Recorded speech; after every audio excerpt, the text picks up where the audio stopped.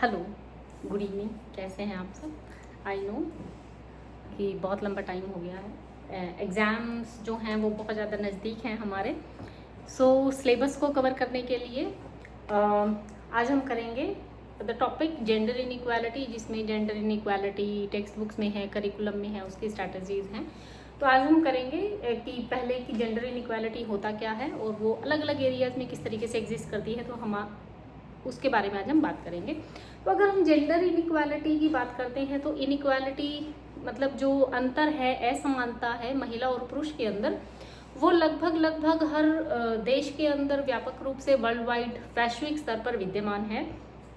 और सामाजिक स्तर पर ये जो अंतर है वो बहुत ज़्यादा मात्रा में पाया जाता है। कि अगर हम अपने इतिहास को भी उठाकर देखें तो हम देखते हैं कि जेंडर इनइक्वालिटी जो है वो बहुत अलग अलग तरीक़ों से मिलती है। जैसे कि आप अपनी सोशल साइंसेज की किताबों में देखते हो कितनी फ्रीडम फाइटर्स का है, विज्ञान की किताबें आप देखते हो कितनी महिला जो वैज्ञानिक हैं, साइंटिस्ट हैं, उनके बारे में आप जानते हो। तो अगर हम जानते नहीं हैं तो इसका मतलब ये नहीं है हमारी किताबों में उनको जगह नहीं मिली है, हमारे इतिहास में उनको जगह नहीं मिली है, उनको मतलब उनके कार्यों को जगह नहीं मिली है, बट इसका मतलब ये नहीं है कि वो काम कर नहीं रही थी। They are doing the work.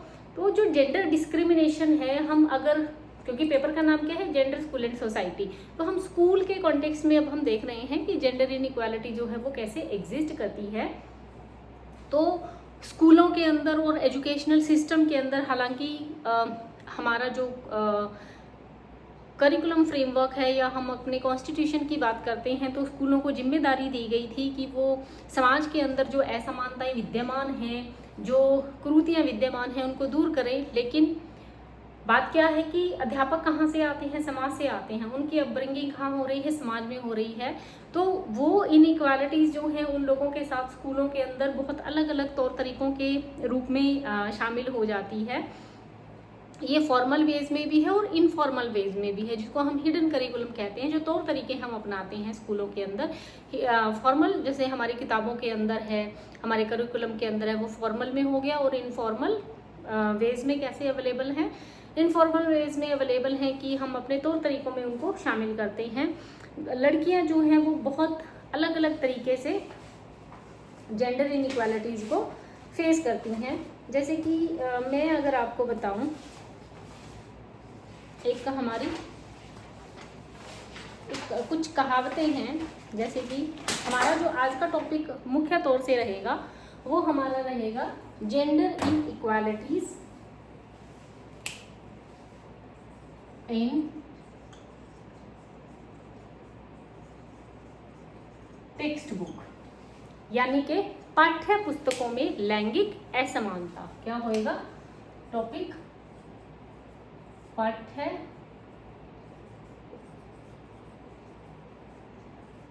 पुस्तकों में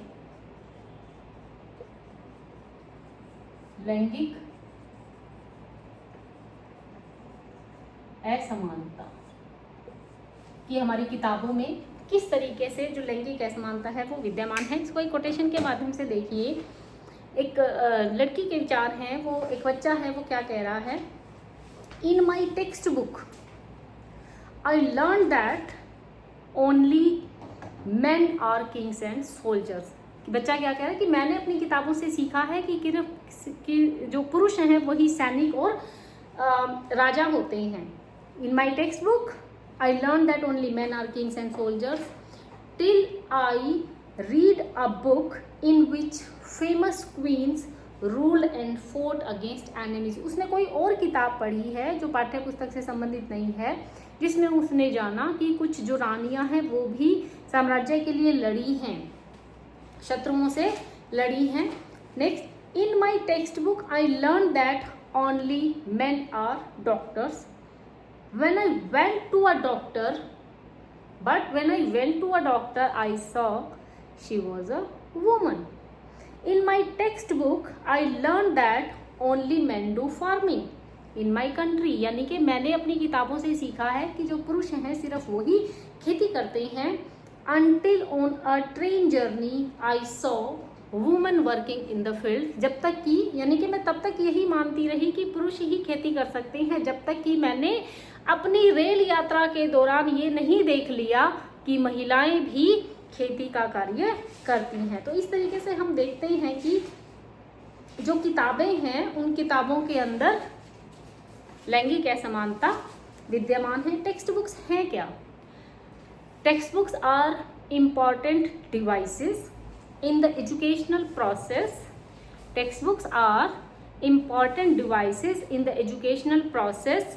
They provide guidelines to teachers, contain knowledge and reflect social cultural values of society.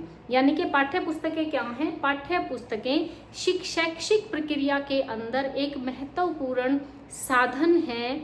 पाठ्य पुस्तकें अध्यापकों को दिशा निर्देश देती हैं, हमें ज्ञान प्रदान करती हैं और जो हमारा समाज है उसका सामाजिक और सांस्कृतिक जो वैल्यूज़ हमारी समाज में विद्यमान हैं उनको भी दर्शाती हैं। ठीक है, जो टेक्स्ट बुक है, टेक्स्ट बुक का जो मुख्य उद्देश्य होता है वो होता है कि करिकुलम के अंदर जो भी एम्स दिए गए हैं उनको बच्चों तक पहुंचा देना।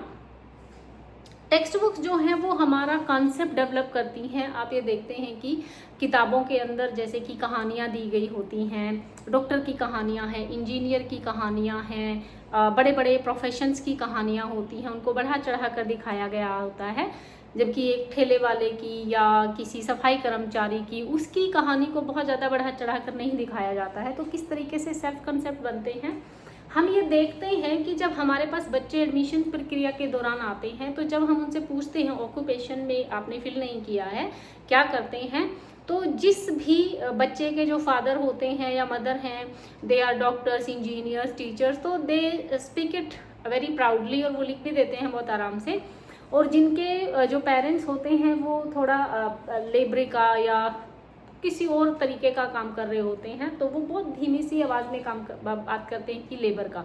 वाई क्लासरूम में आप देखोगे बच्चों से जब पूछते हैं तो उनके कंसेप्ट डेवलप होते हैं कि किताबों के माध्यम से उनके कंसेप्ट डेवलप होते हैं कि किताबों में यानी कि जो हमारे फादर मदर जो काम कर रहे हैं वो कैसे काम कर रहे हैं, वो उस तरीके से काम कर रहे हैं कि भाई वो इम्पॉर्टेंट नहीं है। मेरा फादर जो है वो सफाई कर्मचारी हैं तो वो बच्चे का एक कंसेप्ट डेवलप होता है, this work is not valued in the society, ये कोई अच्छा काम नहीं है कि जो मेरे पापा करते हैं। तो वो शर्मिंदगी महसूस करता है ये बताने में कि मेरे पापा क्या काम करते हैं। Why? Just because of the textbook. जैसे कि टेक्स्ट बुक के माध्यम से एक वर्ड है, you have heard that gentleman. एक भद्र पुरुष कौन होता है? ये किताब की हम जेंडर इनइक्वालिटी की बात करें, जस्ट एक जेंडर इनइक्वालिटी, जेंडर का एग्जाम्पल तो नहीं है बट कैसे परसेप्शंस फ्रेम होती हैं उसका एग्जाम्पल है, क्योंकि हम इनइक्वालिटी टेक्स्ट बुक पढ़ने जा रहे हैं ना, तो क्यों इंपॉर्टेंट है जेंटलमैन। बच्चा जो है, छोटे बच्चों की किताबों में जेंटलमैन वर्ड है और इसके सामने एक तस्वीर लगी है। जब मैंने लिखा है, मैं आपसे पूछूं कि हु इज़ अ जेंटलमैन, कैसा दिखता है जेंटलमैन, तो आपकी आंखों के सामने शायद एक तस्वीर खिंच जाएगी, एक कोट पैंट टाई पहने हुए, सूटेड बोटेड और कैप लगाया हुआ आदमी है। लेकिन वही बच्चे जब घर में अपने फादर को देखते हैं कि उन्होंने धोती कुर्ता डाला हुआ है या उन्होंने सिंपल कुर्ता पजामा डाला हुआ है, हमारे यहाँ का कल्चर है कि गमछा डाल लेते हैं गले में, तो वो जो पिक्चर है दैट नॉट रिफ्लेक्ट जो किताब में दिखाई गई है। तो बच्चा सोचता है कि मेरे पिता जेंटलमैन नहीं है। जेंटलमैन कैसा होता है, अगर पूछे कि आप जेंटलमैन बनोगे तो कैसा, उनके यही तस्वीर आएगी कि सूटेड बूटेड आदमी जेंटलमैन होता है। तो क्या हमारे सोसाइटी के अंदर वो लोग जो सूट बूट नहीं पहनते, क्या वो जेंटलमैन नहीं होते हैं? दे आर जेंटलमैन, क्योंकि जेंटलमैन की वास्तविक परिभाषा अलग होती है, पर किताबें उस तरीके से दिखा रही हैं। तो बच्चे के कंसेप्ट, यहाँ पर कंसेप्ट की बात होती है। तो अब वही, क्योंकि किताबों के अंदर अनइक्वल स्टोरीज, अनइक्वल पिक्चर्स हैं, तो वही हमारे कंसेप्ट फ्रेम कर देती हैं। इसीलिए हम पढ़ेंगे आज कि gender inequality in text book. तो सबसे पहले हम देखेंगे कि how gender inequality existed in classroom text books, की किताबों के अंदर किस किस तरीके से जो जेंडर इनइक्वालिटी है वो विद्यमान है। तो सबसे पहले there are fewer images of men and girls. सबसे पहले क्या है, there are fewer images of women and girls as compared to men and boys। ठीक है, सबसे पहली असमानता क्या है कि किताबों के अंदर पुरुषों और लड़कों की तुलना में महिलाओं और लड़कियों की जो तस्वीरें हैं वो कम शामिल करी जाती हैं।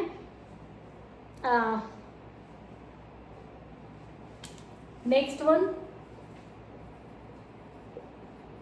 पिक्चर किसकी ज्यादा होती हैं? इनकी। The portion of woman decreases as the grade increase।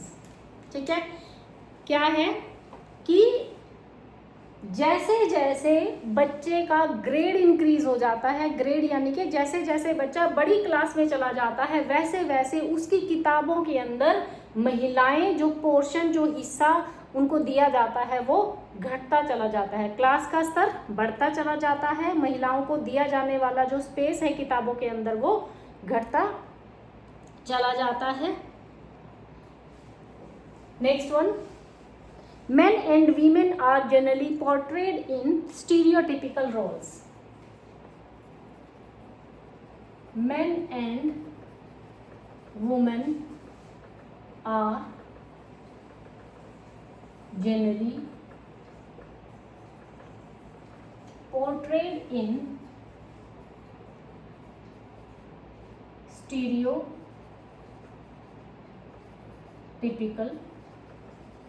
Roles. आमतौर पर महिलाओं और पुरुषों को स्टीरियोटिपिकल रोल में यानी कि रूढ़िवादी जो किरदार हैं, रूढ़िवादी भूमिकाओं में जनरली किताबों के अंदर महिलाओं और पुरुषों को रूढ़िवादी भूमिकाओं के अंदर दर्शाया जाता है। For example, woman in house hold and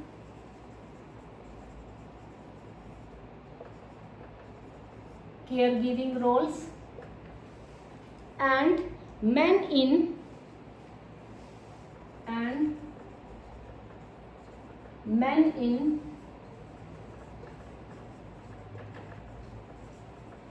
professional and leadership roles। एक और क्या लैंगिक असमानता है?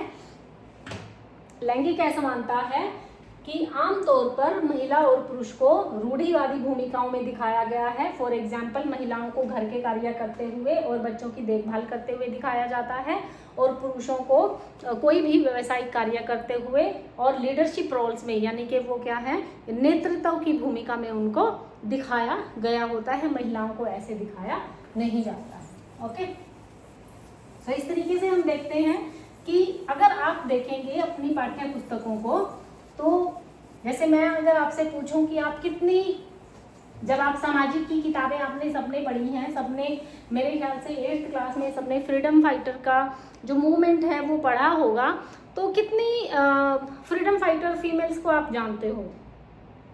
ले देकर 2-4 नाम होंगे और सबको एक रानी लक्ष्मीबाई का नाम आता है। वो भी क्या आता है? खूब लड़ी मर्दानी। वो तो झांसी वाली रानी थी, उसको भी कैसे दिखाया जाता है कि वो तो मर्दों की तरह से लड़ी थी। ये भी तो कहा था ना कि वीरता पूर्वक लड़ी थी, नहीं, वो मर्दों की तरह से लड़ी थी और मर्द ही वीर होते हैं। तो एक ले दे के उनका है। तो अगर हम अपनी सामाजिक की पाठ्य पुस्तकों के हिस्से को देखें तो हमें ऐसा लगता है कि उस समय एक ऐसा हिंदुस्तान था जहाँ पर महिलाएं हुआ ही नहीं करती थी, क्योंकि अगर वो होती उनका जिक्र तो होता तो ऐसा लगता है कि हम थे ही नहीं और स्वतंत्रता प्राप्ति के बाद अचानक से हम इस पृथ्वी पर कहीं से प्रकट हो गए हैं। हमारी पाठ्य पुस्तकें हमें ऐसा दिखाती हैं, दर्शाती हैं, क्योंकि जबकि अगर हम देखें वास्तविकता में तो बहुत सारे ऐसे आंदोलन थे जो न केवल महिलाओं ने चलाए, बल्कि ऐसा समय भी आया था जब बहुत सारे लीडर्स जेलों में बंद थे, तो बहुत सारे आंदोलन महिलाओं ने चलाए, सक्सेसफुली चलाए, अंत तक चलाए और बढ़ चढ़कर उनमें भाग भी लिया, पर किताबें ऐसा दिखाती नहीं है। सो क्या लिखेंगे इसमें, कंट्रीब्यूशंस ऑफ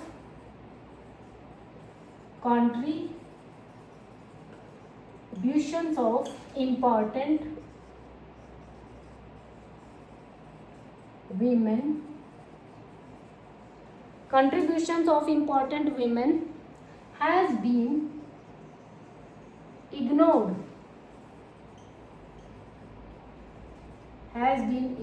in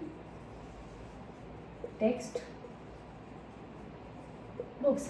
पाठ्य पुस्तकों के अंदर जो महत्वपूर्ण महिलाएं हैं, उन्होंने जो कंट्रीब्यूशन अपना दिया है, जो भागीदारी दी है, उसको अनदेखा किया जाता है। जैसे आप साइंस की किताबों में देख लो, सामाजिक की किताबों में देख लो। साइंस में आप फीमेल साइंटिस्ट का बताओ, कितने फीमेल साइंटिस्ट को आप जानते हो?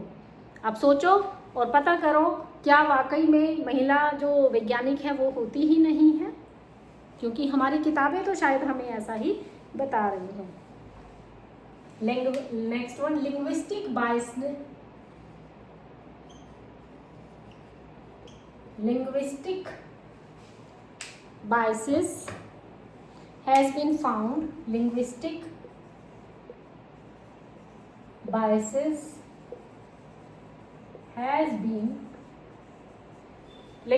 biases has been found in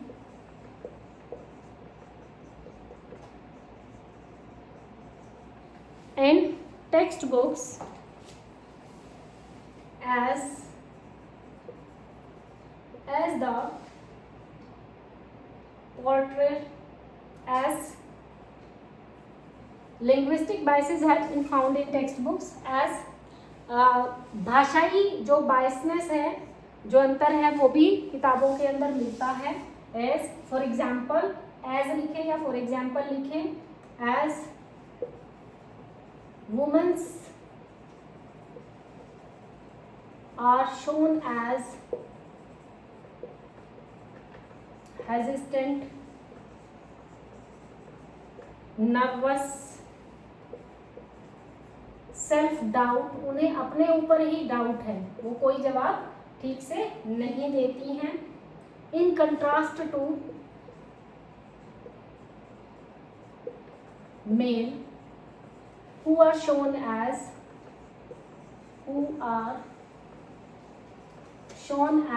confident, full of knowledge है तभी confident है, full of knowledge, dominant। ठीक है, तो लिंग्विस्टिक बायसेस हैं।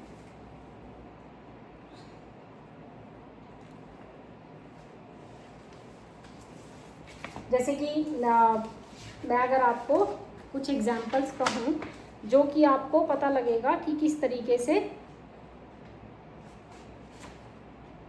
बायसनेसेस हैं हमारे यहाँ पर, कि जो एक बस में है, सवारियाँ सफ़र कर रही हैं, तो वहाँ पर एक व्यक्ति है, वो बीड़ी पी रहा है। किताब का एग्जाम्पल दिया गया है। तो दादाजी हैं, सफ़र कर रही हैं उसमें, तो वो बोलते हैं उनको कि बेटा बस में बीड़ी पीना खतरनाक है, नहीं पीना चाहिए, आप तुरंत ये बीड़ी बुझा दो। तो वो दादाजी का एग्जाम्पल है। इसके अलावा महिला का एक एग्जाम्पल दिया गया है। जो महिला है वो पटवार भवन में जा रही है और वो क्या करती है, वो उसका बच्चा उससे पूछता है कि माँ हम पटवार भवन में क्यों जा रहे हैं। तो वो महिला जो है खुद आंसर ना देकर क्या कहती है कि बेटा वहाँ चलकर तुम पटवारी से ही पूछ लेना कि पटवार भवन में क्या कार्य होता है और कैसे कैसे होता है और हम क्यों जा रहे हैं। तो इसका मतलब क्या है कि महिला जो है उसके पास कोई भी जानकारी नहीं है। तो वो कैसे दिखाई गई है, वो लेस कॉन्फिडेंट दिखाई गई है।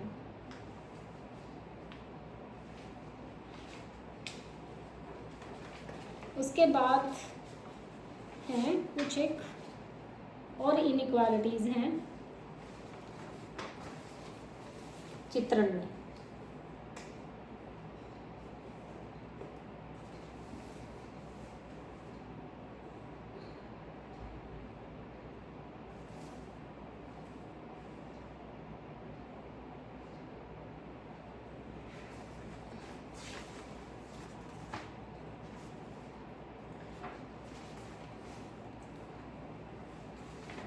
कुछ और एग्जाम्पल्स जो मैं आपको बता दे रही हूँ।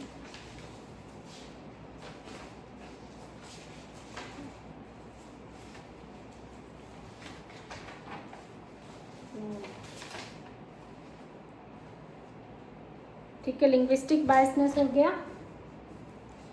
उसके बाद है बायसनेस इज इन इलस्ट्रेशन, यानी कि चित्रण में, चित्रों में भी दिया गया है।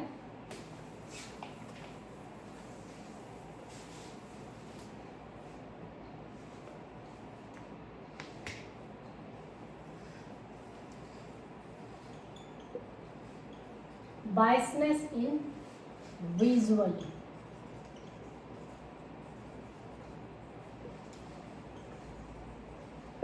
बायसनेस इन विजुअल इलस्ट्रेशन, यानी कि चरित्र चित्रण के अंदर भी लैंगिक असमानता पाई जाती है।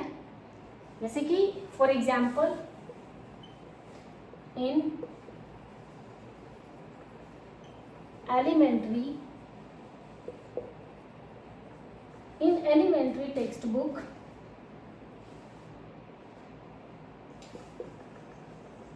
there are total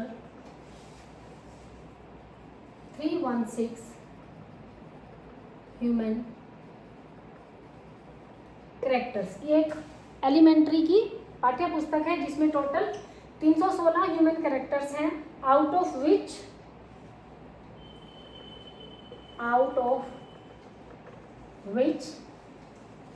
229 are of male and only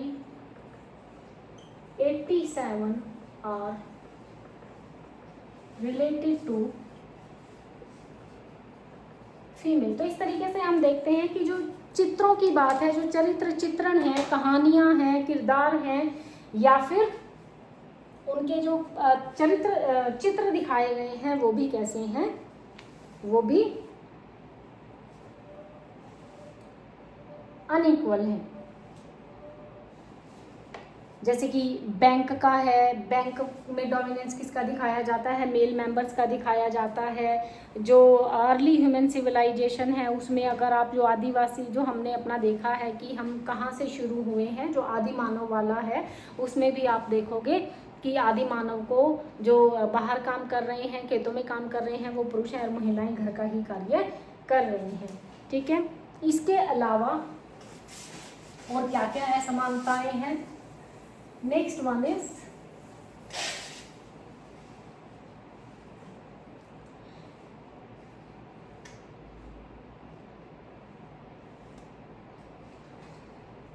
the textbook shows that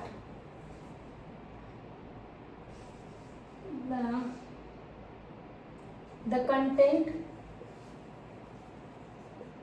of a primary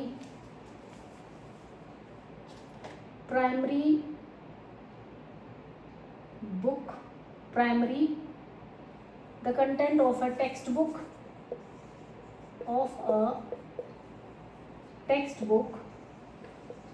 which is for primary schools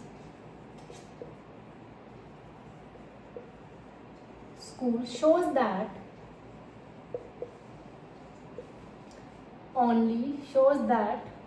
only male can take decisions at home। ठीक है, तो एक छोटे बच्चों की पाठ्य पुस्तक है जिसमें ये दिखाया गया है कि सिर्फ जो पुरुष हैं वो ही घर पर बहुत सारे निर्णय लेते हैं। जैसे कि मैं पढ़ रही हूँ, ये टेक्स्ट लिया गया है अपूर्वा, ये छोटे बच्चों के लिए पाठ्य पुस्तक से लिया गया उदाहरण है।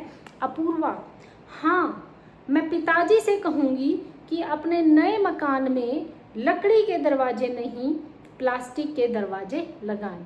किसको कहेगी? पिताजी से। यहाँ पर ऐसा भी हो सकता था ना कि मैं अपने माँ और पिताजी से कहूँगी, है ना, या मैं पिताजी या माताजी से कहूँगी, या मैं माताजी से कहूँगी। नहीं, वहाँ पर दिखाया गया है, इससे हमें ये पता लगता है जब बच्चे इस टेक्स्ट को पढ़ते हैं तो तो उनका एक कंसेप्ट फ्रेम होता है कि अगर कोई भी इंपॉर्टेंट डिसीजन लेने वाली बात है तो वो किससे कही जाए, पिताजी से कही जाए। तो क्योंकि घर में वो देखते हैं तो अब ये नोशन स्ट्रॉन्ग हो जाते हैं, क्योंकि घर में भी वो यही देख रहे हैं, किताबों में भी वही देख रहे हैं कि जो मेल मेंबर्स हैं वही डिसीजन लेते हैं, इम्पोर्टेंट रोल उन्हीं का रहता है, बाकी लोगों का नहीं रहता है।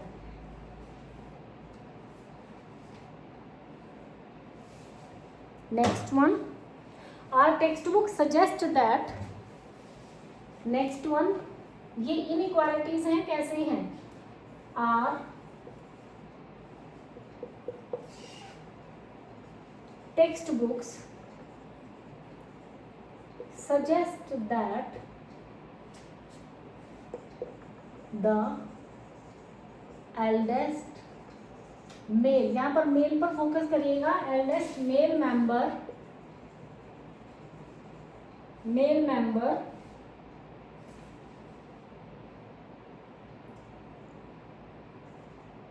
are the head of the family, are the head of the family and bears all socio-economic responsibilities। पाठ्य पुस्तकें क्या दिखाती हैं कि हमारे घरों के अंदर जो परिवार का मुखिया होता है वो कौन है, वो घर का सबसे मतलब जो बुजुर्ग है वो पुरुष है, जो सबसे जो घर की और बाकी सारी जिम्मेदारी, आर्थिक और सामाजिक सारी जिम्मेदारियां जो है वो निभाता है। कई बार किताबों के अंदर कुछ इस तरीके के एग्जाम्पल्स दिए गए होते हैं जो कि नहीं दिए जाने चाहिए।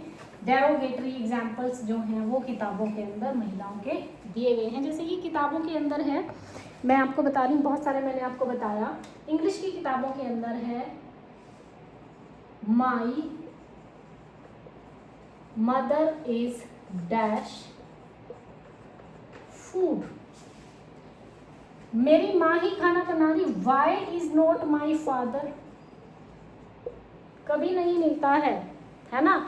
तो इस तरीके से हम देखते हैं कि जो ये चीज़ें दिखाई गई हैं, तो जितने भी एग्जाम्पल्स हैं, कंक्लूजन में आप क्या लिखेंगे, कंक्लूजन में आप लिखेंगे from the above said examples it can be said that, from the above said examples it can be said that our textbooks are full of biases, increase stereotypes of students।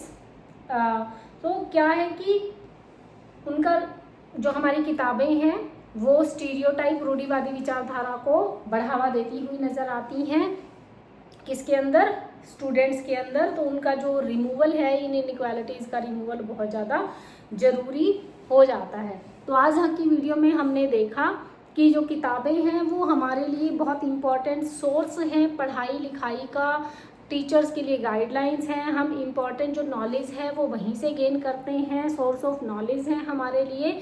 लेकिन हमने ये देखा बहुत सारे examples के जरिए कि बहुत सारी जो इनइक्वालिटीज़ हैं वो इनके अंदर पाई जाती हैं। ओके, ठीक है, आई थिंक आपको समझ आ जाएगा।